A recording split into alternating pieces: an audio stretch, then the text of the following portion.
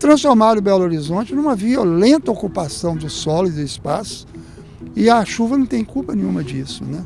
A chuva veio apenas revelar o que estava escondido e a nossa ignorância. Os enchentes estão na origem, na verdade, da cidade de Belo Horizonte e de muitas cidades brasileiras.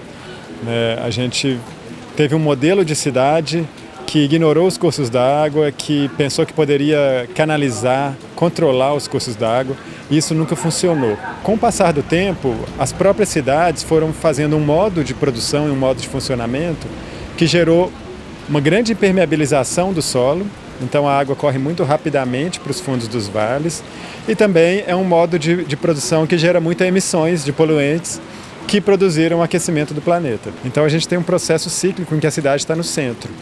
E com a canalização dos cursos d'água, essas chuvas caem, a água vai muito rapidamente para o fundo do vale e provoca as enchentes ou os desabamentos que a gente tem visto.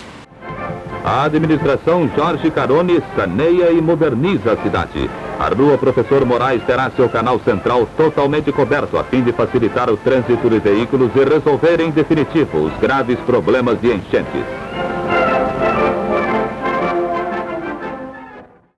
O correto seria fazer um projeto com uma área já definida de montanhas e córregos cheio de curvas e criar em cima disso, adaptando o projeto do engenheiro à topografia do planeta Terra e não querendo impor ao planeta Terra um projeto que não respeitava os rios nem as montanhas.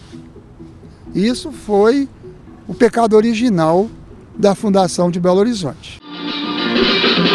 O córrego do Leitão não respeitava nada, ninguém.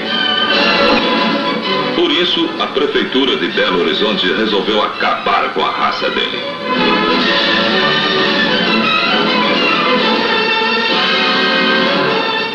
Aqui começa o fim da história do Leitão e o início de uma obra que vai entrar para a história da cidade. A gente tem que ter objetivos de curto, médio e longo prazo para resolver esses problemas. De curto prazo, você precisa começar a olhar as regiões que estão mais perigosas, trabalhar com alertas, com deslocamento da população, etc. De médio prazo, a gente precisa de um modelo de drenagem urbana que não sobrecarregue os fundos do vale. Então você precisa que a água seja absorvida ao longo da bacia, ao longo do território, onde ela cai pela chuva. E não tentar resolver o problema somente lá no rio, no córrego, quando ali ele eclode. E de longo prazo a gente precisa de uma mudança de modelo de cidade, porque as cidades emitem 60% das emissões que geram o aquecimento global, então nós precisamos reduzir carros nas ruas, que são os grandes emissores. A gente precisa abrir o espaço dos córregos, dos rios, a gente precisa de uma cidade com outro modelo de ocupação do território urbano, que seja muito mais sustentável, tanto no território quanto para o planeta. A água é o nosso fio condutor do pensamento.